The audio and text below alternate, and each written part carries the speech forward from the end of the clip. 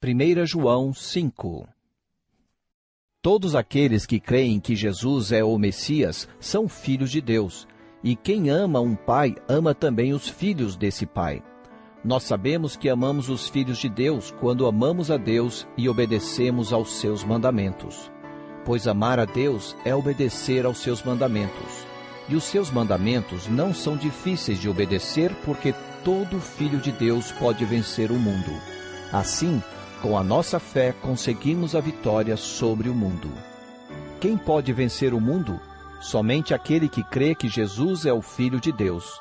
Jesus Cristo é aquele que veio com a água do seu batismo e com o sangue da sua morte.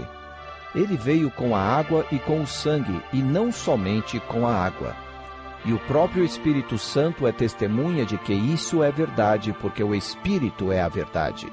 Há 3 testemunhas: o Espírito, a água e o sangue, e esses 3 estão de pleno acordo. Nós aceitamos o testemunho dos seres humanos, mas o testemunho de Deus tem mais valor, e esse é o testemunho que Deus deu a respeito do seu Filho. Aquele que crê no Filho de Deus tem esse testemunho no seu próprio coração, mas quem não crê em Deus faz de Deus um mentiroso, porque não crê no testemunho que Deus deu a respeito do seu Filho. E este é o testemunho: Deus nos deu a vida eterna, e essa vida é nossa por meio do seu Filho. Quem tem o Filho tem a vida. Quem não tem o Filho de Deus não tem a vida. Eu escrevo essas coisas a vocês que creem no Filho de Deus, para que vocês saibam que têm a vida eterna. Quando estamos na presença de Deus, temos coragem por causa do seguinte: se pedimos alguma coisa de acordo com a sua vontade, temos a certeza de que Ele nos ouve. Assim sabemos que Ele nos ouve quando lhe pedimos alguma coisa.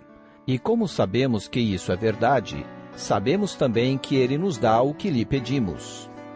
Se alguém vê o seu irmão cometer algum pecado que não traz a morte, deve orar a Deus e Ele dará a vida a essa pessoa. Isso no caso de pecados que não trazem a morte. Mas há pecado que traz a morte, e eu não digo que vocês orem a respeito desse pecado. Toda maldade é pecado, porém há pecados que não trazem a morte.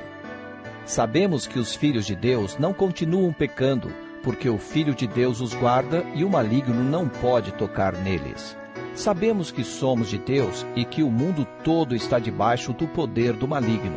Sabemos também que o Filho de Deus já veio e nos deu entendimento para conhecermos o Deus verdadeiro.